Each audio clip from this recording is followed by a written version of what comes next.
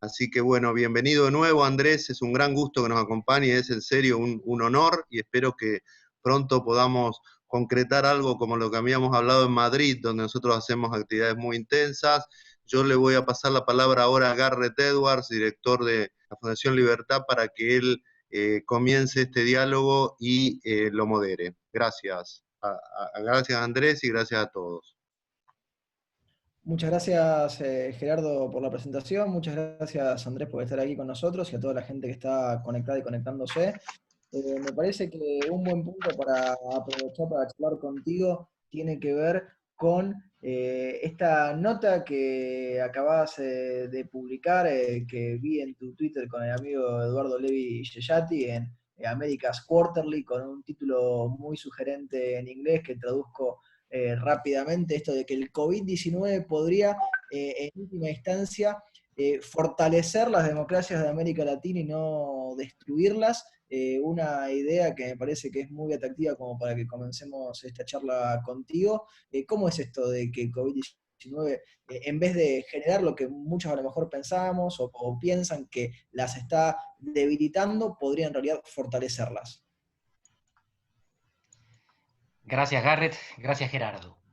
Es una buena manera de empezar, porque con este artículo que sale justamente hoy con Eduardo Levi Yeyati, lo que nosotros sugerimos es que no hay solamente dos posibilidades, sino tres. Hasta ahora casi todos los análisis parten de pensar que la democracia puede ser robusta o frágil. Las democracias robustas van a soportar el daño provocado por la emergencia, mientras que las frágiles van a sucumbir ante el daño. Y van a sucumbir a través de lo que se llama concentración del poder. Se supone que los poderes ejecutivos aprovechan la emergencia para concentrar poder, excediendo sus límites y excediéndose en el plazo. Es decir, que no solo acumulan más poder del necesario, sino que no lo devuelven cuando ya no es necesario. Hay una organización que se llama VDEM, por variedades de democracia, que tiene una sede doble en Suecia y en Estados Unidos. Y tiene un mapa maravilloso que ellos llaman de Pandemic Backsliding, el retroceso democrático producido por la pandemia, donde analizan a los países democráticos en función de su fragilidad ante el daño. Y dicen, de los países que tienen elecciones hay tres tipos. Los que van a resistir, que podemos definir como robustos o resilientes, los que son medianamente frágiles y los que son muy frágiles. Y esos pueden terminar en no democracias. Cuando empezó la ola, muchos hablaban de coronagolpes. ¿Qué era un coronagolpe? Era un golpe contra la democracia producido aprovechando la emergencia virósica. Y el ejemplo era Hungría. En realidad, exageramos, porque en Hungría ya había autoritarismo antes de la pandemia. Y es muy importante tener en cuenta esto. El miedo a que la democracia se perjudicara es porque la democracia en las últimas décadas muere de manera diferente al pasado. Hasta hace 30 o 40 años, las democracias morían de golpe, literalmente, desde afuera. Eran los que perdían las elecciones, los que promovían un golpe de Estado para echar a los que habían ganado. En los últimos 20 años, las democracias mueren de a poco y por dentro. Los que socavan a la democracia son los que ganaron las elecciones. Y tenemos a dos presidentes en este momento en el hemisferio, Trump y Bolsonaro, que denuncian fraude en las elecciones que ellos ganaron. Imagínense lo que harían si hubieran perdido o si perdieran en la reelección. Entonces el problema es ese, que la emergencia iba a ser utilizada por líderes que ya estaban a disgusto en la democracia para seguirla erosionando, para seguir esmerilando la oposición o conteniendo y reprimiendo las instituciones de control. Con Eduardo sugerimos una tercera posibilidad. No hay solo robustez o fragilidad. Inspirados en parte por Nassim Taleb, el autor del Cisne Negro, nosotros sugerimos la posibilidad de lo que Taleb llama antifragilidad, o también podríamos llamar prosiliencia. En vez de resiliencia, que es aguantar, prosiliencia, rebotar como un resorte.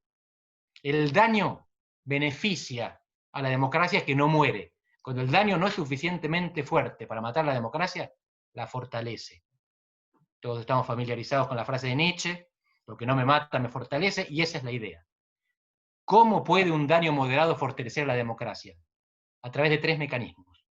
El primero es que deje en evidencia la incompetencia. Los presidentes, durante la pandemia, primeros ministros que reaccionaron bien, subieron sus indicadores de popularidad. Los que reaccionaron mal, bajaron o se mantuvieron. Nosotros, más allá de lo que pensemos del caso chileno, Piñera pasa del 6% de imagen positiva, estaba en el suelo, a un 26%. Es polémica la salida, pero tuvo una reacción que la gente consideró mejor de lo que venía haciendo. Bolsonaro y Trump inicialmente cayeron. Fernández subió, como Angela Merkel, como Jacinda Ardern. Es decir, que el primer efecto que tiene esto es que los malos gobernantes quedan en evidencia. El segundo efecto es la sobrecompensación. Cuando un presidente se sobregira, se le va la mano, entonces las instituciones reaccionan. ¿Qué instituciones? Sobre todo las subnacionales. En Brasil, 25 gobernadores sobre 27 se opusieron a la no implementación de la cuarentena. Bolsonaro no la quería, 25 la querían. En Estados Unidos fue más evidente, aunque menos difundido. Andrew Cuomo, en Nueva York. Pero varios otros gobernadores le dijeron al presidente, vamos a hacer algo diferente. No estamos con vos. Y también hubo varias cortes que no se insubordinaron necesariamente, pero pusieron límites. No en Estados Unidos, sí en Brasil y sí en varios otros países. Y hay un paper recién salido del horno, que ese no es nuestro, que hace un mapeo de cómo las instituciones se pusieron de punta contra intentos de avasallarlas por parte de los ejecutivos. En Brasil se vio también que los líderes de las dos cámaras, diputados y senadores, salieron a firmar juntos contra el presidente. Supremo Tribunal Federal, Congreso, manifestaciones en las calles y gabinete. En un sistema presidencialista como el brasileño, el presidente perdió 3 ministros en 2 meses, 2 de ellos de salud y 1 de justicia, el más popular. Esto es sobrecompensación. Cuando el presidente se le va la mano, alguien le dice, pará, no es por acá. Y finalmente, el tercer mecanismo es la presión internacional. Si un país gestiona mal la pandemia, se transforma en un peligro para sí y para otros. Y entonces es posible que los que están alrededor tomen medidas o para desgastar al incumbent, al gobierno, o para apoyar a los opositores, o para marginar al país de las burbujas de viaje que se vienen. Se está hablando entre países con bajo nivel de contagiosidad o con alto éxito en el combate, de que se pueda viajar entre ellos sin cuarentenar, pero no con países con más contagio. La pregunta es, ¿quién va a querer pertenecer a la misma burbuja de viajes que Brasil en el futuro? ¿Y cómo les va a venir esto a los empresarios brasileños o a los ciudadanos brasileños, que se van a sentir ostracizados del mundo? Y por lo tanto se la van a agarrar probablemente con el que consideran responsable por esto. Termino con lo siguiente, no es obligación que la pandemia mejore las democracias, pero no es una obligación que las destruya. Lo que nosotros planteamos es un escenario que pocos contemplan, el escenario del resorte. Las democracias pueden fragilizarse, pueden resistir y pueden mejorar en el mediano plazo, porque en el corto plazo, en principio nos perjudicamos todos y hay incertidumbre, intentos militares, críticas al gobierno por parte de los militares. Fíjense que en Brasil y en Estados Unidos pasan cosas opuestas. Los militares apoyan a Bolsonaro, cuando algunos habrían esperado que lo moderen. En Estados Unidos lo contrario. Las declaraciones de los jefes de las Fuerzas Armadas son contra el presidente, para decir que no van a salir a la calle a reprimir, que no están de acuerdo con las declaraciones oficiales. Pero en cualquier caso hay efervescencia de ebullición, y esa ebullición no necesariamente salta contra la democracia, puede saltar a favor. Está entre los presentes hay un amigo y maestro que es Matteo Goretti, pero va a ser un placer dialogar con todos ustedes sobre los temas que más les interesen. Les agradezco muchísimo la invitación y la presencia.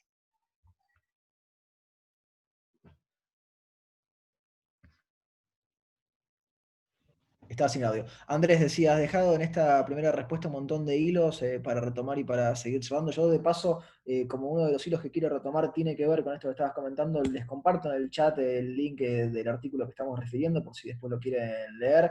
No los invitamos a que lo lean ahora que estamos en el medio de la conversación, pero después cuando terminen lo pueden retomar. Y ustedes marcan, ¿sí?, en este artículo con Levi Yeyati, un punto que me parece que está bueno como para que, podemos hablar después de Brasil, podemos seguir hablando de Estados Unidos, pero para traerlo a Argentina en particular, porque serían ustedes 4 áreas, ¿sí?, en las que Latinoamérica estaría en una mala posición para poder lidiar con la emergencia del COVID-19, ¿no? Y resumiendo rápidamente, el tema el acceso al capital privado internacional, un espacio muy angosto para el tema de lo fiscal, una fuerza laboral precaria y un desencanto político generalizado con las democracias liberales, ¿no? Esos son básicamente los 4 puntos que ustedes marcan y que dicen, ¿sí? En una nota ahí, apenas terminan de enumerarlos, que no se dan, por suerte, no se dan estos 4 a la vez en un mismo país. La Argentina está ahí cerquita, ¿no? De dar con las 4 categorías. Quizás no da del todo con alguna, pero pegan el palo, ¿no? La situación de América Latina no es particularmente privilegiada. América Latina, mejor dicho, América del Sur, era un continente estallado cuando llega la pandemia. En casi la mitad de los países había manifestaciones que habían conducido a la destitución de un presidente, en Bolivia, a la salida de un gobierno de su capital, como en Ecuador, a presidentes con el 6% de imagen positiva, como en Chile, y empezaban en Colombia. Argentina y Brasil estaban tranquilos por diferentes razones. En Brasil ya habían destituido una presidenta, y en Argentina se acercaba la alternancia. Había expectativa de renovación. Pero la situación no era particularmente favorable. Y cuando salga la gente a la calle, cuando salga esa rabia otra vez a la calle, se va a encontrar con más rabia, perdón, con más pobreza y más desempleo. Y al mismo tiempo, algo que con Eduardo creo que no lo colocamos en la nota, pero es importante destacar. América Latina se está acercando de a poco al ingreso básico universal. Y esto llega como una sorpresa. No lo hubiéramos esperado. Sin embargo, en Argentina teníamos un par de mecanismos que ya nos aproximaban, que no existían en el 2001. En el 2001, cuando explota todo, no hay manera de contener materialmente a la gente, de alimentarla mientras pierde el empleo. Ahora sí, porque está la asignación universal por hijo y las pensiones no contributivas. Así que los más pobres y los más viejos están cuidados. Y ahora además hay planes de emergencia. Pero lo de Brasil llama más la razón, la atención todavía. En Brasil tenían el plan Bolsa Familia, verifiquen los números, pero tendían a cerca de 15 millones de personas. Y ahora Bolsonaro está extendiendo y transformando ese servicio para 4 veces más personas. Más de 50 millones de personas están recibiendo ya un ingreso en Brasil. Esto significa que América del Sur puede ser una de las regiones que primero se acerca a la renta básica universal desde la derecha, lo cual va contra lo que muchos hubieran pensado antes de esto. Y son monedas, lo que le cuesta al Estado, el costo fiscal de una asistencia mínima de alimentación y sanidad para los pobres es nada. Así que por un lado está todo mal, y por el otro vamos camino a algo que nadie se hubiera imaginado. Porque ¿quién hubiera pensado que la derecha iba a acercarse al ingreso básico universal en países donde hasta ahora eso ni se hablaba? Y cuando se hablaba era por partidos de izquierda que eran minoritarios o eran desplazados. Entonces sí, la situación era muy grave al principio, pero se dan estas cosas que no hubiéramos previsto.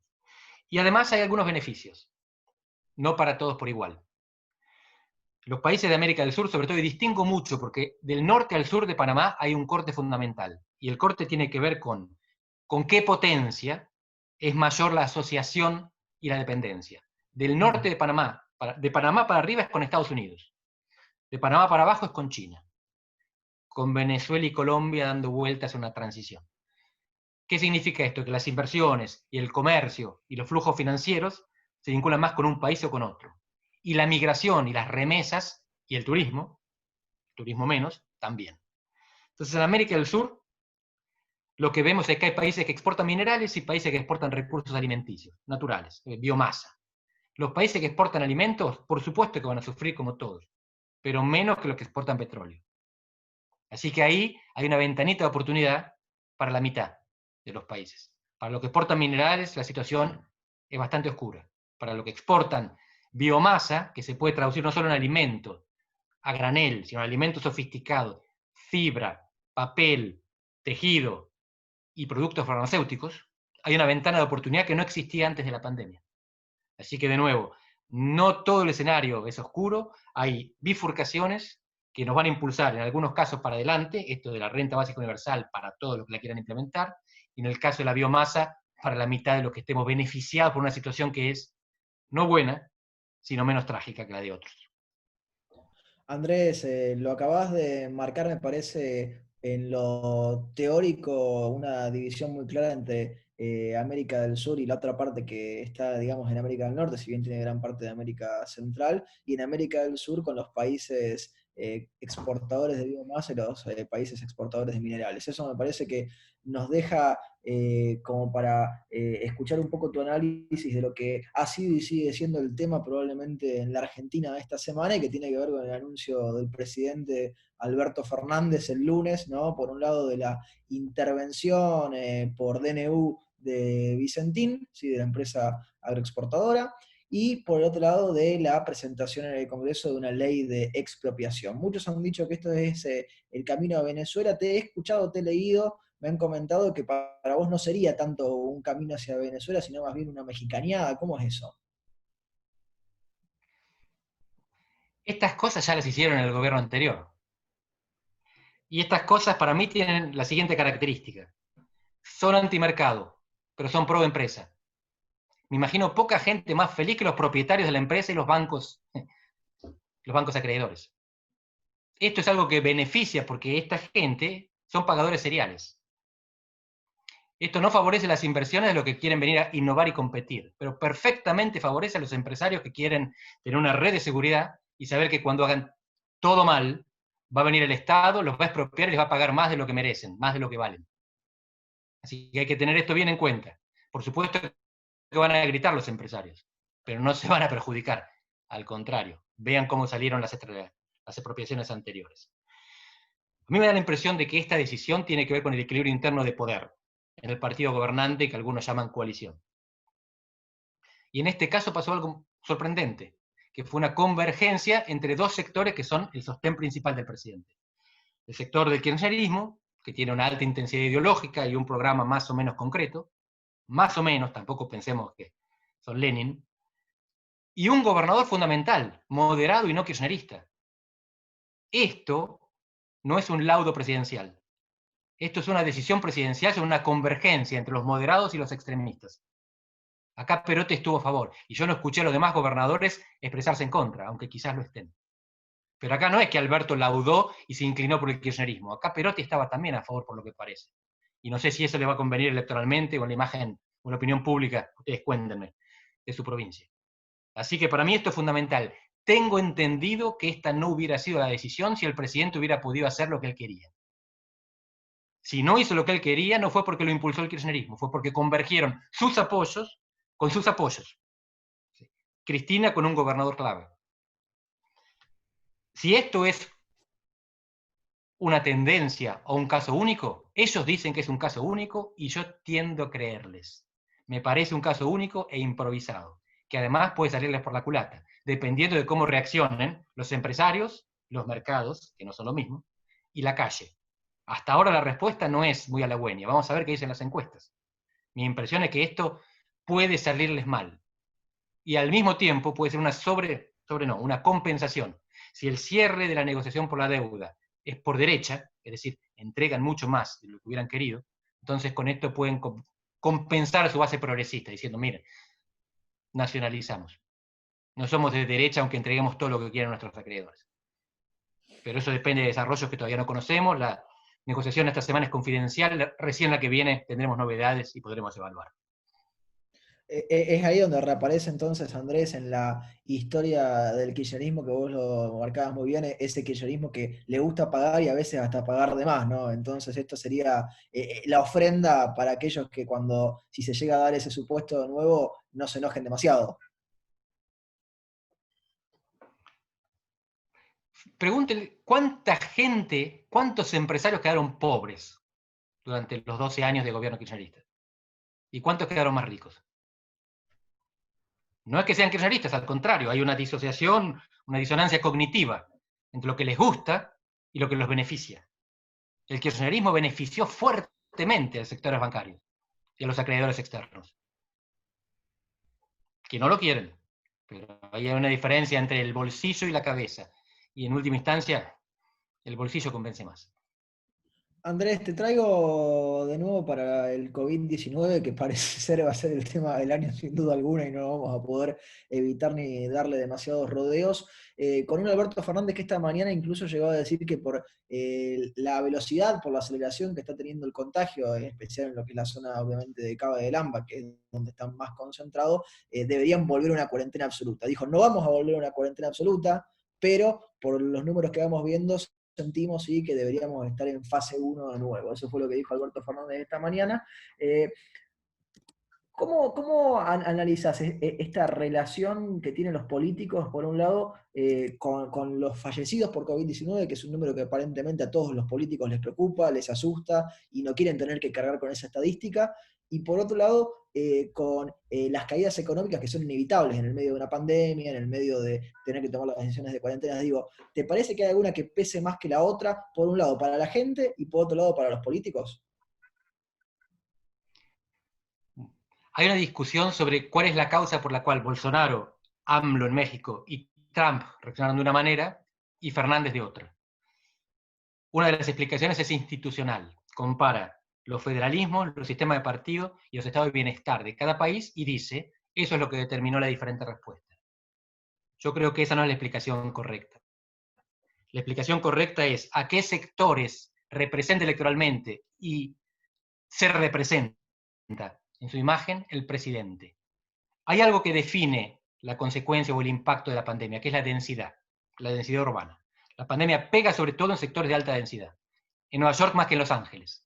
En sociedades que crecen para arriba y tienen transporte público, más que en sociedades que crecen para los costados y se transportan en auto o helicóptero. Y Alberto Fernández es representante de la densidad urbana de la ciudad de Buenos Aires, como Larreta y como Kicillof. Así que ellos sienten eso, tienen eso en la cabeza. Trump es de Nueva York, pero representa a los rednecks, pierde las elecciones en Nueva York. Representa a la gente de los Estados Unidos rurales. Bolsonaro y AMLO, siendo de derecha uno y de izquierda el otro, también son representantes de sectores, por ejemplo, informales. En el caso de AMLO es más claro, los informales y los empresarios son los más perjudicados por el cierre de la economía. Los sectores urbanos burgueses somos los menos perjudicados, porque tenemos ingreso constante. Entonces, para mí, la explicación es esa. Si hubiera habido otro presidente del mismo partido, habría habido otra respuesta. ¿Por qué Alberto Fernández es tan sensible a esto? Porque hizo política toda su vida en la capital federal. Si hubiera hecho en una provincia, tendría otra percepción. Entonces, no es que los políticos sienten esto y los ciudadanos sienten esto. Depende de qué políticos representando qué ciudadanos. Y ahí en Argentina se dio una combinación única para los federalismos de América. Un presidente hiperurbano rodeado por dos gobernantes hiperurbanos. No vemos eso en otro lugar en América Latina. ¿Qué es lo que va a pasar ahora? Bueno, en Europa lo que tenemos es un desconfinamiento en el que el pico se encuentra atrás. En Argentina estamos procediendo a un desconfinamiento con el pico adelante. Eso es muy complicado. Hay una serie de razones para sospechar de que eso salga bien. Pero si quieren poner un ejemplo concreto dentro de Argentina, miren, fue noticia ayer, el contraste entre Olavarría y Tandil.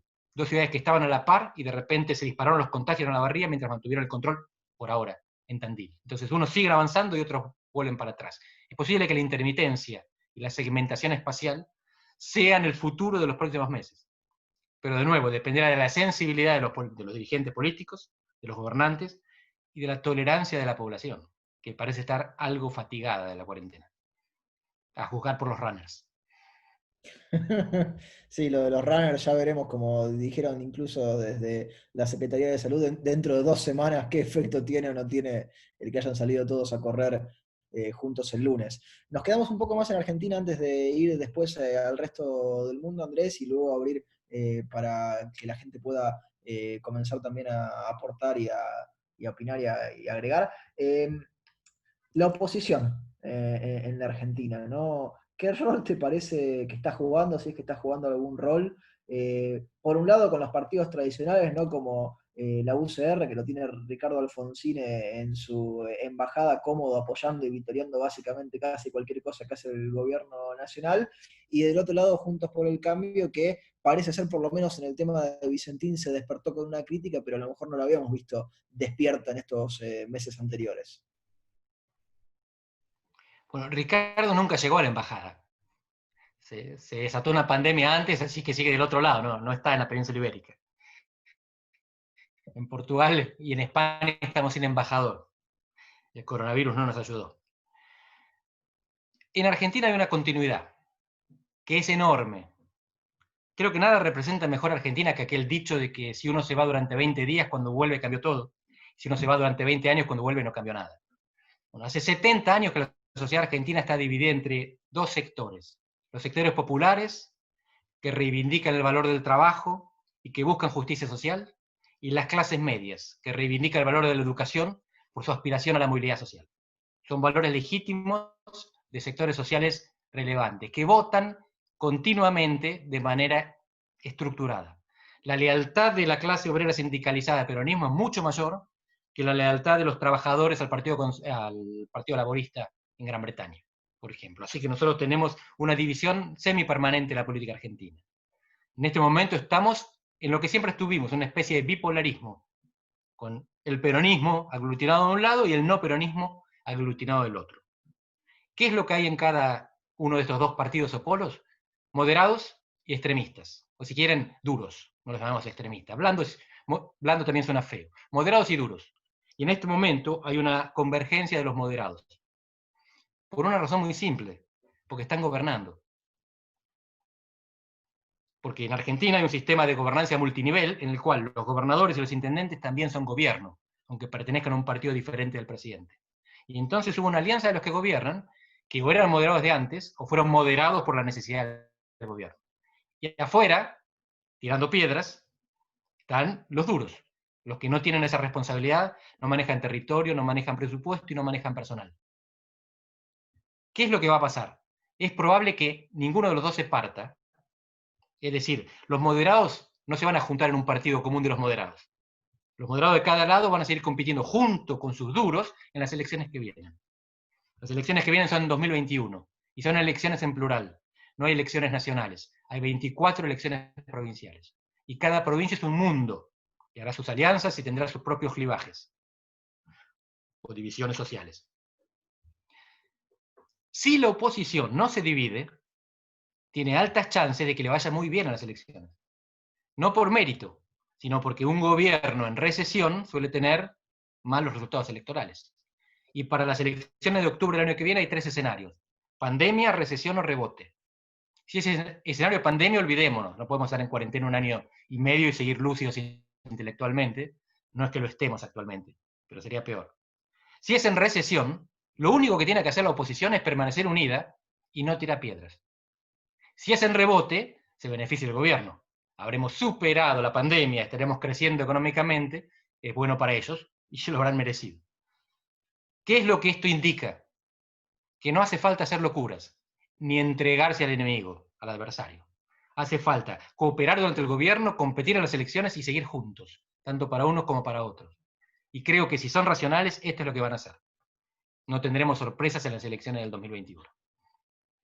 Ese sí que es un titular, Andrés, no tendremos sorpresas para las elecciones del 2021. Ese va. Sí son racionales, es condicional. Ahí está, ahí lo completamos para que quede bien la imagen.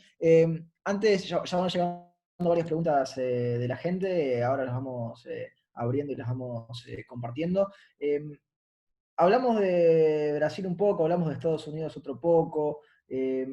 No hablamos quizá todavía de China, que vos lo mencionaste cuando nos hablabas de la potencia con la que algunos países se alían o se vinculan, pero todavía no le pusimos una banderita como para hablar un poco más del gigante asiático, que incluso, digo, esta semana algunos investigadores de la Escuela de Medicina de la Universidad de Harvard, con gente de la Universidad de Boston y del Hospital de Niños de Boston, sacaron un informe, una investigación que todavía le falta el peer review, ¿sí? No tiene doble ciego, no es que la publicó Nature, sino que la armaron entre algunos investigadores que tomaron imágenes satelitales, ¿no?, de Wuhan, compararon 2018 con 2019, vieron que se llenó en agosto de 2019 de autos los hospitales y los sanatorios, y que la gente en los buscadores, que no son Google, porque en China no pueden usar Google, todos buscando en agosto de 2019 ya los síntomas de lo que hoy conocemos es el COVID-19, ¿no?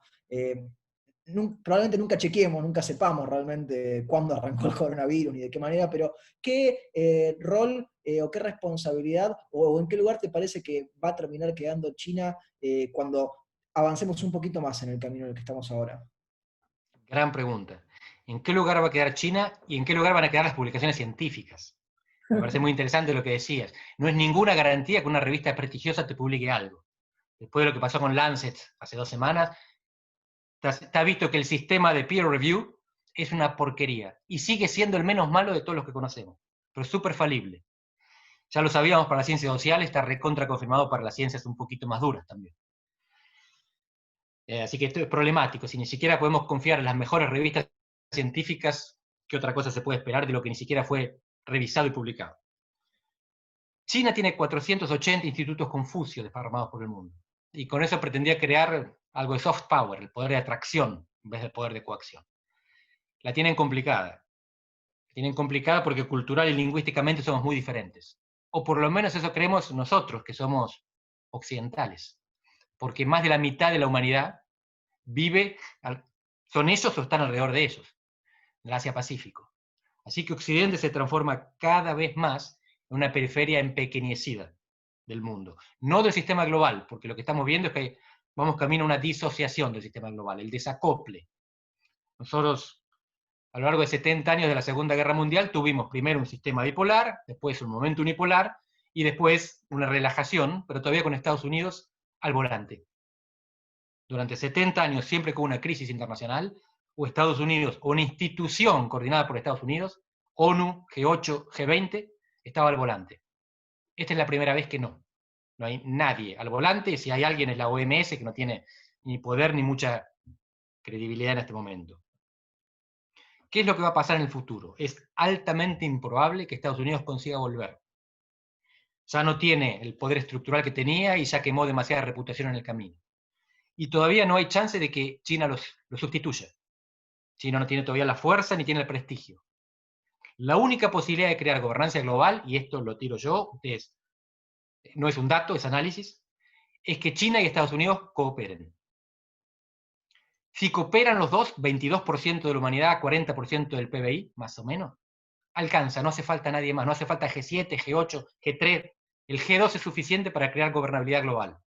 Porque el mundo que viene no es un mundo de normas, es un mundo de acuerdos, no es un mundo con reglas generales, es un mundo con acuerdos específicos que si son poderosos, se van a imponer a los demás, van a desbordar sobre los otros. Y un acuerdo entre estos dos alcanza para forzar a los demás a adecuarse. Si estos dos no se ponen de acuerdo, estamos jorobados. Porque no hay nadie que consiga sustituir a uno de los dos. Juntos Estados Unidos y China tienen cerca del mismo PBI que tenía Estados Unidos solo a la salida de la Segunda Guerra Mundial, cuando moldeó el mundo como era hasta hace poco, el orden liberal internacional. Ahora, el G0 tiene dos posibilidades. Un G0 retraído, donde cada uno haga su vida sin molestar a los demás, y un G0 competitivo, donde nos piden una prueba de amor, donde China nos diga, si quieren inversiones, no se aten al dólar, o Estados Unidos nos diga lo contrario, si quieren el dólar, no acepten el 5G. En ese escenario, un país periférico y dependiente como el nuestro está súper complicado. La única apuesta que nos beneficia es la diversificación. Hacer negocio con todo, venderles a todo, de eso se trata. Necesitamos a China. Sin China no creceríamos más. Hace un mes, China pasó a ser nuestro principal socio comercial, por sobre Brasil. Y ya lo era de Brasil, y de Chile, y de Perú, y de Uruguay. Necesitamos a China. Y necesitamos a Estados Unidos. Necesitamos que no se peleen, o por lo menos que no nos hagan pelear a nosotros con el otro. Pero son dos países inevitables. Inevitables. Si uno de los dos decide que no podemos hacer negocios con el otro, estamos recontra complicados. Argentina y parte de América Latina y África y Europa. Porque hoy Europa es tan dependiente de esa cooperación o de esa competición entre China y Estados Unidos como nosotros. Y si no, fíjense, China está comprando Europa. Cines, el puerto más importante de Portugal, el Pireo, el puerto de Atenas, uno de los más importantes del Mediterráneo, ya están administrados por China. Compañías eléctricas, nacionales, tierras que van comprando en todos lados. Así que China está entrando en todos lados, mientras Estados Unidos se retrae. Guerra probablemente no haya. Pero si no hay cooperación, vamos a tener turbulencia. Me gustó, Andrés, eso del probablemente, porque con Trump de cara a noviembre uno nunca sabe qué esperar, ¿no? Pero muy, muy, muy claro eso. Me quedo con esta imagen, me parece que también la gente se debe quedar con esta imagen de que tenemos que ser buenos amigos de los dos países sin que los dos se enojen entre ellos o les agarre envidia de cómo nos llevamos con el otro. Es complicado ese panorama y ese equilibrio. minuto 37 acabamos de llegar, podemos empezar a No, qué abrir, sé hay yo. muchas preguntas de la gente. Tenemos a Claudia del Valle, Andrés, que se quedó con esto de la prosiliencia, ¿no? Y pregunta si la democracia se apoya en las instituciones de la República para ser prosiliente. Pregunta un poco más por esto de la prosiliencia. Muchas gracias. La democracia como la conocemos es democracia liberal. Eso significa que tiene un componente vertical y un componente horizontal. El componente vertical es la participación o movilización popular, la soberanía del pueblo. El componente horizontal es el control entre las instituciones, representativas y no representativas, porque el Poder Judicial no es representativo. Y como a veces necesitamos atarnos a acuerdos para que el futuro se torne más estable, más previsible, creamos otras instituciones no representativas a las que les damos autonomía, como los bancos centrales. Si falta una de estas dos patas, si falta el control vertical, tenemos lo que algunos llaman populismo o democracia liberal. Si falta el elemento vertical, tenemos un sistema de oligarquía esclerosada, quizás competitiva. ¿Dónde se manifiestan estas dos dimensiones de la democracia? En las elecciones y las instituciones y en la calle. Aunque nuestra Constitución diga que el pueblo no delibera ni gobierna, sino por medio de sus representantes, la calle mide la intensidad de las preferencias. Porque un voto tenemos todos. Yo, que creo muy fuertemente en esto, y el que está al lado mío que cree más o menos, no le da lo mismo. Y los dos tenemos un voto. El peso de la intensidad es lo que se manifiesta en la calle y en las redes. Así que no hay que despreciar ni las instituciones representativas, ni las calles y las redes, porque ahí también está lo que si lo tapamos solamente con instituciones no lo vemos hasta que explota. Y yo soy relativamente optimista. Si se exagera con el peso de la calle, se caen los gobiernos. Si la calle no aparece, se terminan cayendo los gobiernos más tarde cuando toda esa olla a presión se destapa. Gracias, Andrés. Lo tenemos a Diego Gellar, el ex embajador argentino en la República Popular China. ¿Podremos abrirle el micrófono que quería hacer una pregunta y sumarse aquí a la conversación? Andrés, felicitaciones, me parece estupenda tu presentación. Por supuesto te felicito porque coincido, porque si no seguramente no te estaría felicitando. Una pregunta muy puntual y sumándome a tu metodología de acceso al tema de aproximación, pero hay un tema que es esta casi obsesión de poner el título de la pospandemia. China, de un lado, está en la pospandemia, se ha casi normalizado y está, como vos bien dijiste, Europa está saliendo de su pico, entonces está entreviendo de poner en máquina no solamente sus programas de apoyo institucional, 700 o 500 mil millones, 700 mil millones de euros por un lado, y al mismo tiempo, o sea, asistencia más producción. Nosotros, en cambio, la verdad, no llegamos. Esto que dice el presidente Fernández ahora diciendo, y si vemos que ahora estamos en 1.200 casos por día, tendríamos que volver a la cuarentena absoluta, cosa imposible. Ahora, la realidad es que nosotros estamos en el medio, o sea, yo siento, te lo transmito como pregunta, que en la pospandemia para nosotros es un tema casi a 2 años visto, que tenemos un proceso tomando que murieron 32.000 personas de gripe el año pasado con vacuna. Yo digo conservadoramente, y sería un éxito el programa sanitario si a fin de año se murieran 32.000 personas de COVID sin vacuna. Esto como aproximación. Estando en 650 muertos, pareciera que estamos muy lejos del verdadero pico. Entonces, la pospandemia es casi una entelequia en la Argentina. ¿Cómo hacemos para encarar este dato intermedio? ¿Cómo resolvemos la movilidad de la sociedad desde la movilidad? Porque lo que está claro es que volver a una cuarentena absoluta es imposible para enfrentar este tránsito todavía hacia la pospandemia, este paso intermedio. Muchas gracias, Diego. Es la pregunta más complicada, porque yo me imagino una Argentina rebotando en el mediano plazo o largo plazo. El corto medio es el más difícil de todos. El tránsito es el más difícil de prever y de operar. Quizás la exponencialidad lo simplifique porque lo acorta.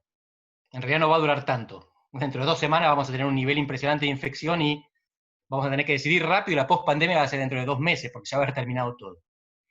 En realidad lo que estamos viendo es que Argentina son 2 países, el AMBA y el resto, con un poquito de Chaco, un poquito de Córdoba, algunas ciudades en Río Negro y Neuquén. Esta es la densidad, uno de los conceptos fundamentales que aprendemos a partir de esta emergencia. La densidad tiene consecuencias. Hace tiempo que el interior argentino sufre la concentración demográfica en el conurbano, un 0,5 del territorio con 1/3 de la población. Y no consigue autonomizarse, no consigue evitar que el conurbano le haga daño. El conurbano tiene un montón de beneficios, subsidios energéticos, subsidios de transporte, y al mismo tiempo tiene una sobrerepresentación de la pobreza. Me refiero al conurbano acá y no a la ciudad de Buenos Aires. Está mal organizada Argentina. Creo que la única manera de reequilibrar Argentina es que el interior haga una alianza con el exterior para autonomizarse del AMBA.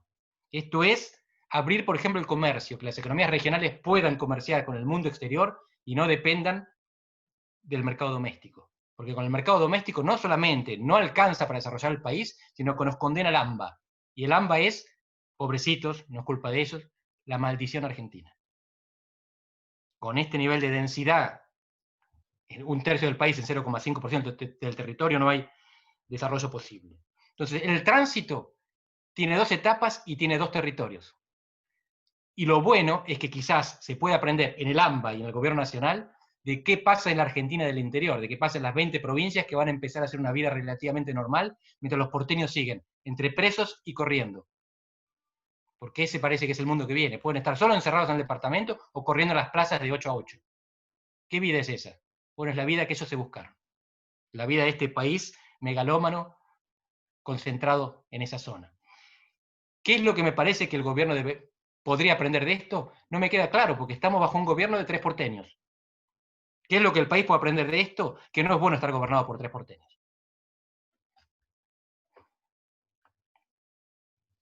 Muchas gracias, Andrés. Seguimos repasando preguntas que manda la gente. Tenemos varios preocupados por la política en la Argentina, por las elecciones a futuro. Lo tenemos a Pablo Sey, por ejemplo, que pregunta si la oposición no debería ser una defensa racional desde la democracia, insistiendo en que se respeten las leyes. Y la tenemos a Magdalena Van Langendock, que pregunta cómo ves la posición de los liberales para el 2021 y para el 2023. Pues la primera, si hace falta que la oposición pida que se respeten las leyes, estamos en problema. En principio eso lo damos todos por asumido, vivimos en un Estado de Derecho. Si alguien piensa que la ley no se respeta, tiene que ir a la justicia. Y va a tener que tocar el timbre fuerte porque creo que están de feria todavía. Bueno, ese es un problemita que tenemos con la Suprema Corte.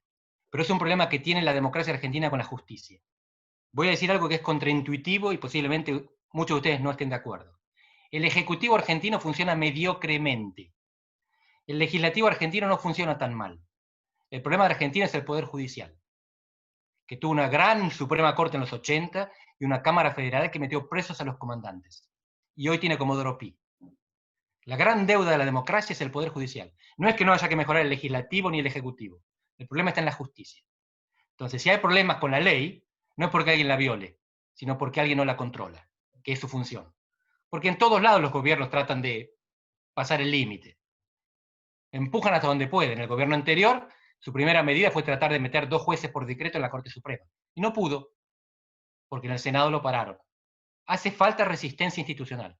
La resistencia en contra de los que violan la ley es del Poder Judicial. El Poder Judicial no está funcionando, tenemos que apedrear a los jueces, metafóricamente.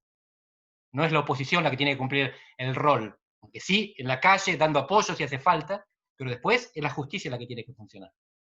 La segunda pregunta, el papel de los liberales, no sé a qué se refieren. Yo creo que liberales son, aunque no les parezca, la oposición, fuertemente, y el gobierno bastante, algunos de ellos. ¿En qué sentido son liberales? Que son cobardes físicos. El gobierno y la oposición. De nuevo, esto es antiintuitivo y ustedes viven ahí el roce cotidiano y la grieta y no van a estar de acuerdo conmigo. Pero el número de homicidios en Argentina es el más bajo de América Latina después de Chile. La misma tasa de homicidios que en Estados Unidos tenemos. Que para ellos es alta por ser un país desarrollado y para nosotros baja por ser un país en desarrollo. Y en Argentina tenemos un nivel de violencia política mínimo. Cuando pasa algo como en Tucumán, los policías ya están presos y serán juzgados. Mínimo. En Brasil, Colombia y México están cotidianamente matando activistas y periodistas. En Argentina tenemos una sociedad liberal con políticos más o menos liberales. Si la pregunta es qué va a pasar con Milei y con Expert, la respuesta es nada. Argentina es un cementerio de terceras fuerzas. Tiene un sistema electoral restrictivo, con altos costos de ingreso, que tiene inmensas penalizaciones para los que quieren entrar. Así que la solución es entrar en los partidos grandes y cambiarlos por dentro si pueden. Miren, los partidos políticos argentinos procesan a los que están afuera. Scioli, Reutemann, Palito Ortega, andaban por afuera, el peronismo los procesó. El radicalismo fue menos eficiente, y entonces fue Macri el que entra por afuera, le come la base urbana, pero forma un partido político. Macri no llegó desde el macrismo, llegó desde un partido que armó, que institucionalizó y que lo sobrevive. Es un partido político que consiguió romper el duopolio, pero como no consiguió sustituir al radicalismo en todo el país, tuvo que aliarse con el radicalismo. Ese es el sistema, les guste o no, electoral argentino. Y por lo tanto, terceras fuerzas, olvídense. Serán testimoniales, por supuesto, podrán meter un diputado, harán ruido en la televisión, pero no van a gobernar.